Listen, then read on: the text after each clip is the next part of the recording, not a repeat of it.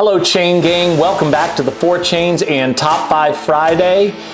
This is the show where you request a top 5 list and we do it on video. So just put the comments what you want us to do and we will. Today's list is top 5 baseball players of all time. This goes out to my buddy Pat Malone and Dylan. I hope they really enjoy this list. Now, if you have seen any of our sports lists before, we did a couple on basketball, centers and non-centers. We did hockey, we did golf. It's the exact same criteria. If you are a GM and you are choosing a player for their entire career, who are the 5 that you would choose? So your peak is important, of course, how dominant you were at your best, but also you're getting the whole career. So how long was that peak extended? So in other words, like somebody like Ohtani, whose peak is as good as anybody's, hasn't had the career where you would choose them over somebody else. You wouldn't choose a Sandy Koufax, that kind of thing. So let's just dive into long careers, and we're going to start with one of the longest, and that's Willie Mays. There's just something about Willie Mays. He has almost like this romantic appeal to people. And his reputation, I would say, over the last 7-8 years has actually increased with some of the documentaries that they've put on HBO Max and stuff like that.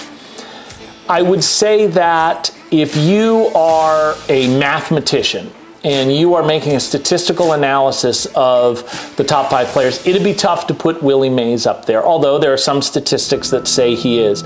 But the people who watched him play, they would all put him in their top 5 or higher. Take, for instance, Bill James. I mean, Bill James is the #1 authority on the greatest ball players of all time, and he has Willie Mays 3rd. The Athletic, I'm not sure what their criteria is. I tried to figure it out. They have him 1st above Babe Ruth. Joe Posnanski wrote an incredible book called The 100, and he has Willie Mays also 1st ahead of Babe Ruth.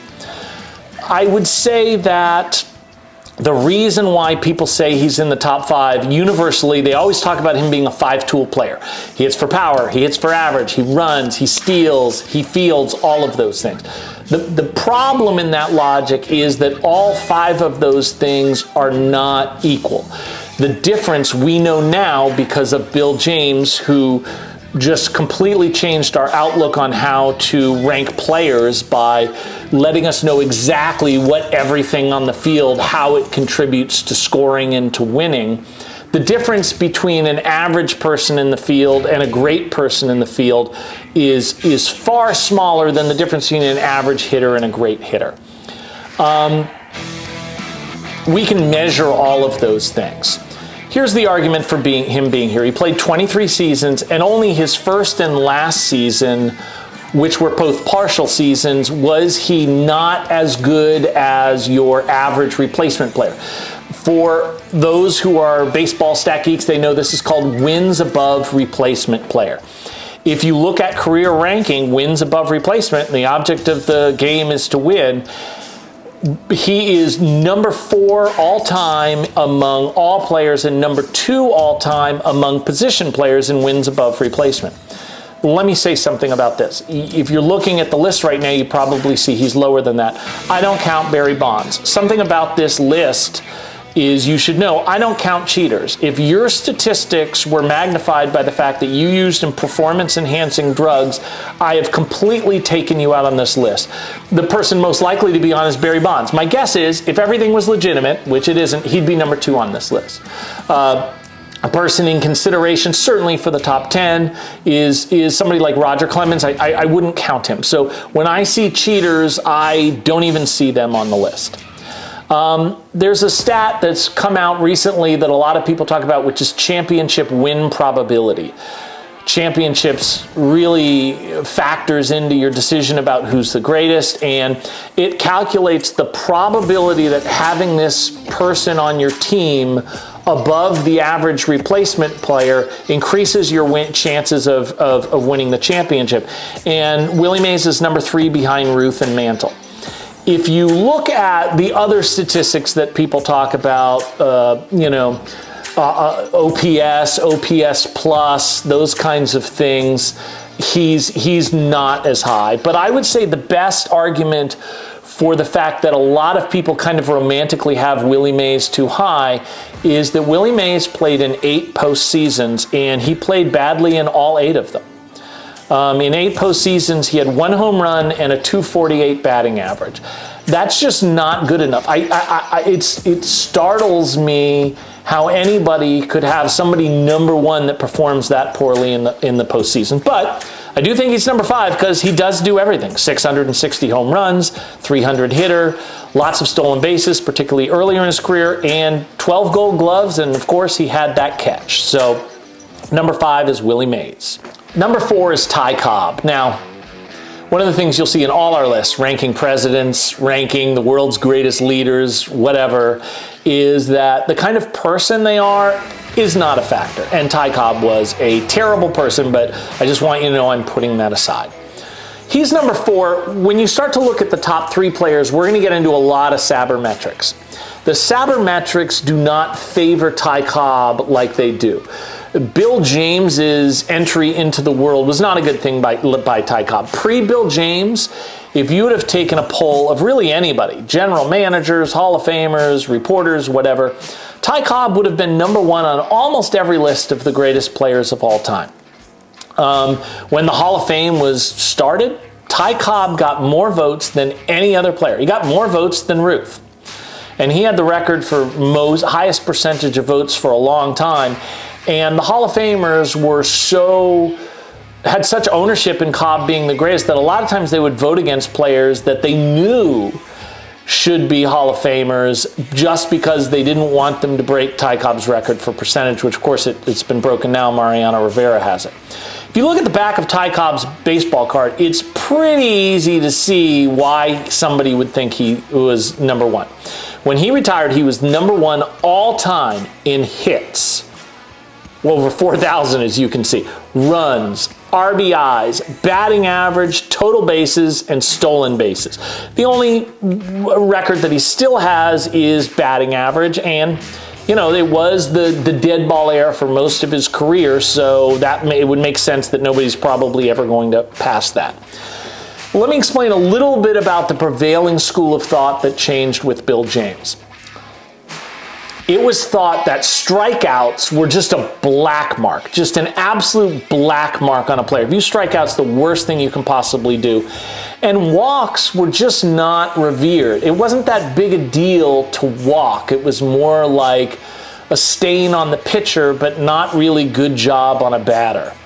If the bases are empty and you get a single, that was considered much better than getting a walk, even though mathematically we know it's all the time. It's the exact same thing. Another thing, like let's say a player went 3 for 4, particularly if they had no strikeouts, but all 3 of those hits were a single. That was considered much, much better than a player who went 1 for 4, even though that 1 was a home run, particularly if the other 3 were strikeouts. But we know now, of course, 1 home run is better than 3 singles, and the difference between a strikeout and a groundout doesn't even really matter. And in fact, when you strike out, the difference between that and a groundout is the chances you'll have a double play almost are 0, right? Babe Ruth struck out 93 times in this season. He struck out the most, and that was just historians just like what I just said about Willie Mays playing terrible in the postseason. They thought it was that equivalent. How could you think a guy who struck out 93 times in a season was the greatest of all time? Now, post Bill James, when Aaron Judge finished second in the MVP and won Rookie of the Year, do you know how many times he struck out? You don't, because it just isn't talked about. It was 208. When he won the MVP, nobody talked about how much he struck out. It was 175. It's just we know now. And the fact that Cobb would be better than Ruth is just indefensible. However, the fact that the majority of the people that watched them both play in person and reported on them felt Cobb was better is relevant to the ranking. Hank Aaron. I consider Hank Aaron the all-time home run leader for why I told you before. Cheaters don't count. I'll have Angie put up the list here of the all-time home run leaders. Look at all those people that cheated. They don't count. Sammy Sosa, that's not legitimate. Look at the people that Rafael Palmeiro has more home runs than. Give me a break. Mark McGwire, that's obviously not legitimate, and clearly Barry Bonds is not legitimate. If your head grows 3 hat sizes in 2 years, you're cheating, right? So, I consider him the all-time leader in home runs, but he's also the all-time leader in RBIs and total bases still. Hank Aaron won 3 Gold Gloves, so he could field, and he hit for average. He won 2 batting titles. So this is a guy that did everything well. The difference between him and Willie Mays, why I have him ranked ahead, is, and also I think why Hank Aaron is perceived as not one of the top 3 or top 5 players by a lot of people, is Hank Aaron played his best years for the Milwaukee Braves, the smallest market team. He only made it to 3 postseasons. But he did, unlike Mays, he did great in both all postseasons. In 1957, the Milwaukee Braves beat the dominant New York Yankees. Hank Aaron hit .393 and he had 3 home runs. The next year, they took the Yankees to 7 games. They did lose, but not because of Aaron. He hit .333. Towards the end of career, Hank helped the Mets. He wasn't the same player, but he did help the Mets get to the World Series, and he hit .357 in it. So Hank Aaron, 3rd greatest player of all time. I think I should address something for this list in general, which is Negro League players. Hank Aaron, one of the problems was nobody wanted him to break Babe Ruth's record because racism was really bad back then. I guess, I don't know. Pre-Lyndon Johnson, racism was worse than it is now, right? Pre-Voting Rights Act, that whole thing, that's a different video. But when it became clear that Hank Aaron had a chance at beating Babe Ruth's record, the general populace didn't want him to do it. And one of the things that people did was they crafted narratives. You would not believe the articles that were in mainstream newspapers comparing Ruth to Aaron, and it was basically saying he wasn't worthy. So there was a ton of people who had a vested interest in saying Hank Aaron is not the player to beat Babe Ruth. It should have been somebody like Mickey Mantle. Wonder what the difference is there, or something like that. But, Hank Aaron started in the Negro League. Let me tell you about Negro League in general. If you made a list of the top 25 players, there would certainly be Negro League players there. Oscar Charleston, who might be top 5, Josh Gibson, Satchel Paige. Satchel Paige didn't make it to the majors till his late 40s, and he was dominant. Number 2, Robert Moses Grove. Now, if you are not a gigantic baseball historian, you are shocked by this. If you are not a huge baseball fan, you haven't even heard of Robert Moses Lefty Grove. Lefty Gomez, because he played for the Yankees, has much more name recognition than Lefty Grove. But Lefty Grove is the most dominant pitcher of all time by a large margin, and he is probably the most underrated athlete in the history of team sports. I haven't done that video yet. If you want me to, put it in the comments, but Lefty Grove is underrated because of one main reason, and that is that Lefty Grove played in the lively ball era. For those of you who don't know, a lively ball is when they wind the ball tight so it bounces off the bat. From time to time, people, and it'll never not happen again, people realize that home runs equal box office. And so the tighter you wind the ball, the easier it is to get home runs. But the lively ball era really stands out because it follows the dead ball era. Talk about Home Run Baker. Oh, Home Run Baker, he must have 500 home runs. I'll have Angie put up Home Run Baker statistics here. He did not, but that was considered a lot of home runs at the time because the ball was bound loosely. People measure pitchers by earned run average. Of course, that's what they should do. Your job as a pitcher is to prevent them from giving runs. But they also look at statistics mostly, particularly back then, pre-Bill James, on the back of baseball cards. Look at the back of Lefty Grove's baseball card. It looks kind of good, but greatest of all time, certainly not, especially if the ERAs aren't highlighted or bolded when you lead the league.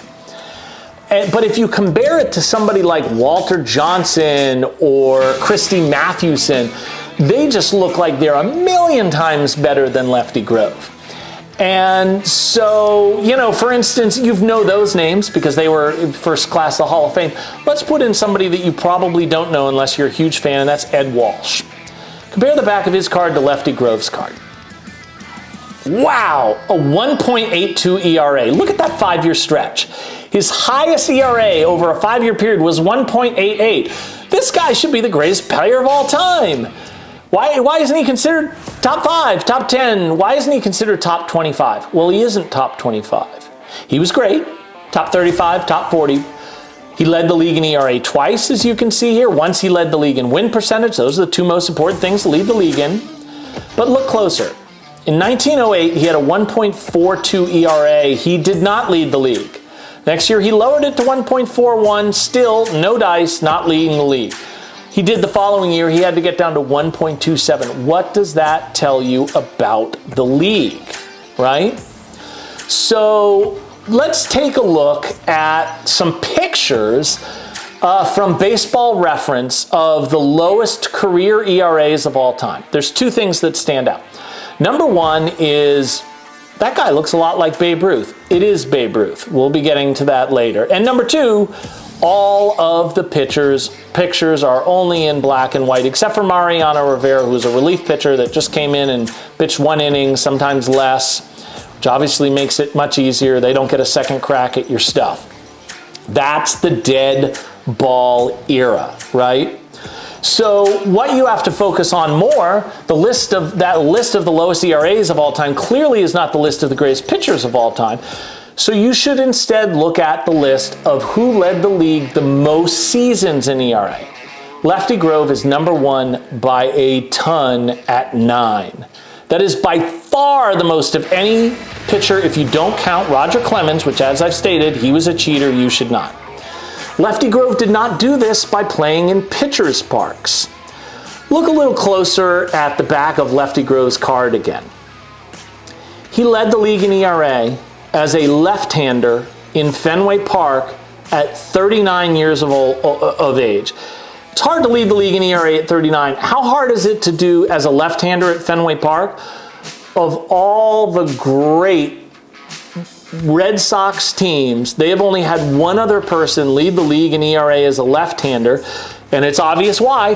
The Green Monster, very short, you got lazy pop-ups, a home run, a shot that would have been an out or a single, bounces off the wall for a double. Only one other player did it, and he was 21 years old, not 39 years old. A lot of people think, hey, ERA is important, but the bottom line is a win. So let's look at winning percentage. Lefty Grove led the league in winning percentage 5 times. No other player has done it more than 3.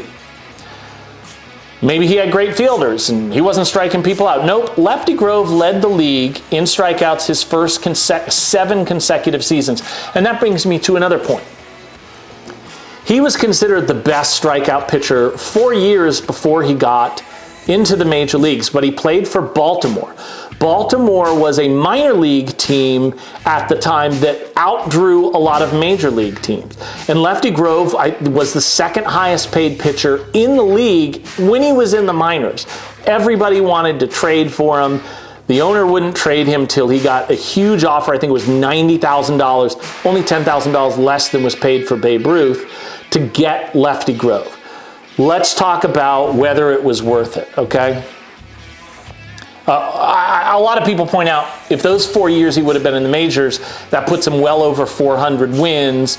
And, you know, the argument for anybody else would be gone. As it is, Lefty Grove had 300 wins anyways, and he had the highest winning percentage of all time of any pitcher with at least 300 wins. Let's talk about sabermetrics, as I said I would for the top 3.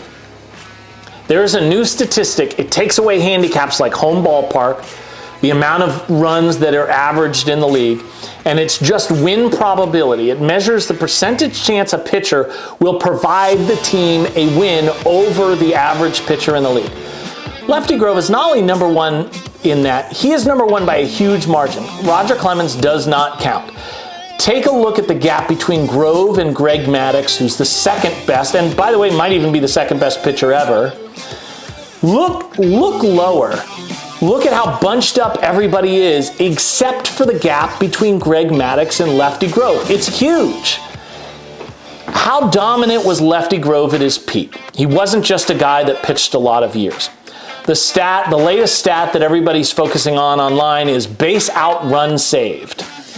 Because They say, you know, in terms of providing your team a win, there's a lot of factors in that. Your only responsibility as a pitcher is to save the other team from scoring runs. So the way to measure how good or dominant a pitcher is to just how many runs does everything this pitcher does, including fielding, save you and give you the best chance to win. If you take out Roger Clemens' 1997 season, by the way, I have a lot of relatives from Boston, so they're going to get mad. Let me just say this. Look at this. Look at 1997. The 4 years prior to that, this same person, this isn't a different guy named Roger Clemens and they combine their stats. The same person had 4 years in a row where he could not win more than 11 games. All of a sudden he decides, well, heck, everybody else is doing it, I'm going to do it. And he becomes a drugged up cybernetic organism and has one of the most dominant seasons in baseball history. So take his out. It looks like it's top 11. Take out Clemens 97, and what we're looking at is the 10 most dominant seasons. Keep in mind, baseball history is unlike football, hockey, basketball. It's much larger. Much larger, 130, 140 years.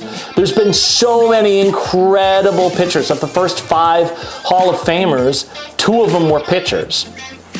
And these are the 10 most dominant seasons that any of those pitchers has ever had. Lefty Grove has 4 of them. In that huge history, 4 of the 10 best seasons ever were one guy. What does that tell you? How did he get there? How did he be that dominant? Well, from 1928 to 1931, he was 103 and 23. What, did he just benefit from bad competition? No. He was in the same division as the Babe Ruth, Lou Gehrig New York Yankees, the most impressive offensive team in the history of the league, and he had to play 1 out of every 8 games against them. He is the most dominant pitcher ever against both Ruth and Gehrig. They have the lowest 2 batting averages against any pitcher against Lefty Grove. How good did people think? Well, Grove was. In 1931, they invented the MVP award. Of course, Grove had already had, several dominant seasons. They didn't have the Cy Young back then. He certainly would have won many of them. They created it for Babe Ruth. Why? Well, maybe Babe Ruth would have won in 1918. He had a 2.27 ERA at Fenway Park, and he led the league in home runs. But he certainly would have won in 1920, 1919, 1921. In 1923, they actually did have a MVP vote, and of course Ruth won. He had the greatest season that any player at any position has ever had. But he also would have won in 24, 26, 27. He might have won in 28 or 29. Chalmers Automobile Company sponsored the MVP vote because they wanted to show Babe Ruth winning his car. They figured that was the best publicity they could ever get. Babe Ruth came through. He had 46 home runs, 149 runs scored, 162 RBIs, 373 batting average, and a 495 on base percentage. But he didn't win. Lefty Grove won by a landslide. Lefty Grove led the league in, listen to this, complete games, ERA, shutouts, strikeouts, wins, and winning percentage. Is that the greatest season that any player had ever had? It must be to beat those stats from Babe Ruth, right? Not only is the answer no, Lefty Grove had had a better season the previous year. In 1930, he had the greatest season any pitcher had ever had. He led in games pitched, wins, winning percentage, ERA, strikeouts, and, wait for it, saves. Saves. He has the most wins and the most saves and the most strikeouts and the lowest ERA and won the highest percentage of games. He's the GOAT among pitchers. But Babe Ruth might have not won the MVP in 1931, but he is certainly the most valuable player who's ever lived. It's not even close. Every single person that's ever stated differently is doing so out of emotion, like, Joe Posnanski. By the way, you need to read that book, The 100. But it is really, he even makes it very clear. It's a love story about how fathers and sons connect over the game of baseball. That's what it's about. He even says in the book, if you want an accurate list, read Bill James. Maybe somebody's trying to make a point, but none of their points can bridge the gap between Babe Ruth and the rest of the field. Remember when I said there was only one left-hander to lead the league in ERA pitching in Fenway Park? one other one who was 21? Yup. It was Babe Ruth. Ruth is the only other one to do it. He also has the record for most home runs by a lefty, most shutouts, by a left-handed pitcher in any park with 9. That didn't get broken until Ron Guidry in 1978, and obviously Ron Guidry doesn't play for the Red Sox. The most impressive pitching record Ruth has is he had the record for most consecutive scoreless innings in World Series play. The reason why having scoreless innings in the World Series is important is because you're playing against every single game against the best team from the other league. You're also, back then, you didn't have interleague play, so you're not used to playing against them. And he had 29 2/3 consecutive scoreless innings. That didn't get broken until 1961, Whitey Ford. Don't have it written down here. You can tell me if I'm wrong. Babe Ruth pitched 3 full seasons for the Red Sox and a couple of partial seasons. Here's a trivia question you can get. Ask a friend at a bar who claims he's a big baseball fan. Hey, there was only one pitcher who has ever retired and had decisions in at least 10 different seasons that has had all of the seasons be winning seasons. Who is that? The answer is Babe Ruth. Babe Ruth had 17 shutouts. That is the exact same as the greatest Red Sox pitcher of all time, Pedro Martinez. But of course, Pedro Martinez was a right-hander. One more minor thing I want to mention about Babe Ruth. He wasn't a pitcher. He was the greatest hitter of all time, the greatest offensive force of all time. Wayne Gretzky is the only person that there's even a remote plausible argument for being more dominant in team sports than Babe Ruth is. Babe Ruth, when he set the home run record, it was when he hit for a single season, it was when he hit his 27th. But there's an asterisk to that. The record was set at 26, and it was set because Chicago had to play one season while they were building their new ballpark in Lake Park. And Lake Park was not suitable for baseball. The right field wall was 196 feet away, but unlike Fenway, it was not gigantic. It was just essentially a fence. When Ruth hit 29 home runs that season, it was considered unbeatable. The next season, Ruth beat it with 54 home runs. How impressive was hitting 54 home runs back then? It was more than any other American League team. That's right. The person who was second in home runs in the American League would not have passed Babe Ruth if he could have added all of the home runs from every player on his team that is dominant. So that season was Ruth just saying, oh, I'm going to set this unbreakable record. Of course, he himself broke it multiple times. But was he just uppercutting everything and sacrificing everything else? No. He also walked 150 times. And guess what? Yes, that was also the single season record. How was his batting average? It was .376. How was his on-base percentage? .532. He had an .847 slugging percentage. That's right, do the math. 1.379 OPS. I guess people know OPS is on-base percentage plus slugging percentage. That is the highest of all time. When Ruth broke the career record for home runs, it was with 139 home runs. That was the record that he broke. He hit his 139th home run. He would expand that record to 714.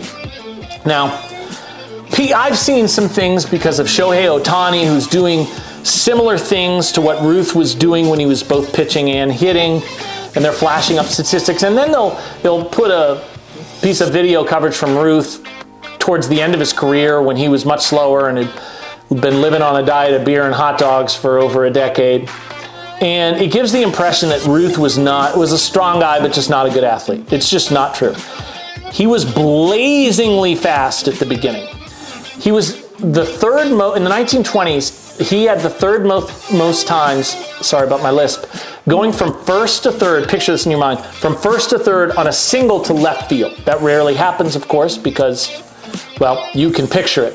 What you mostly see is this awkward home run trot when he was aging. He was an excellent fielder, particularly in his 20s, and he had a great arm from the outfield. In 1920 and 21, he had a combined 78 outfield assists. 78 outfield assists. Who's doing that today? Nobody. Of course, like any sport, humans are getting bigger. They're getting faster. They are evolving. Dick Butkus just died a little while ago. If you put Dick Butkus on an NFL field today, it would look like one of the players' sons ran onto the field. So, you know, what would Babe Ruth have been with this added evolution of nutrition and working out and teams regulating what you did off field? Well, we don't know, but let's look at what he did before. His bats were between 54 and 46 ounces. They brought one of his bats to the Major League All-Star game, a home run, a batting practice, and invited players to try to use it, and they just couldn't. It's much heavier than players today, but he did it. He had to. The fields, the fences were much further back, except for that 1 year in Lake Park.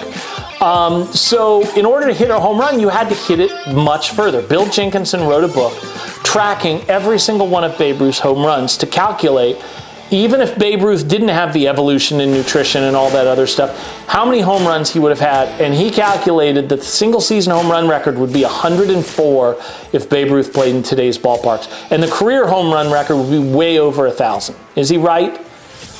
I don't know if he's right with those exact calculations. That's above my mental pay grade, but I'll tell you this, you don't need that information to conclude that Babe Ruth is the greatest player who has ever played the game of baseball. Thank you so much for tuning into the Four Chains. If you have a top 5 list you want, put it in the comments. We will do it, and we will dedicate it to you on the air, and we will see you next time. And by the way, you're probably glad, as you can see from my Strasburg jersey, I am very good at evaluating players when they're retired, not so much at predicting whose jersey you should buy. All right, we'll see you.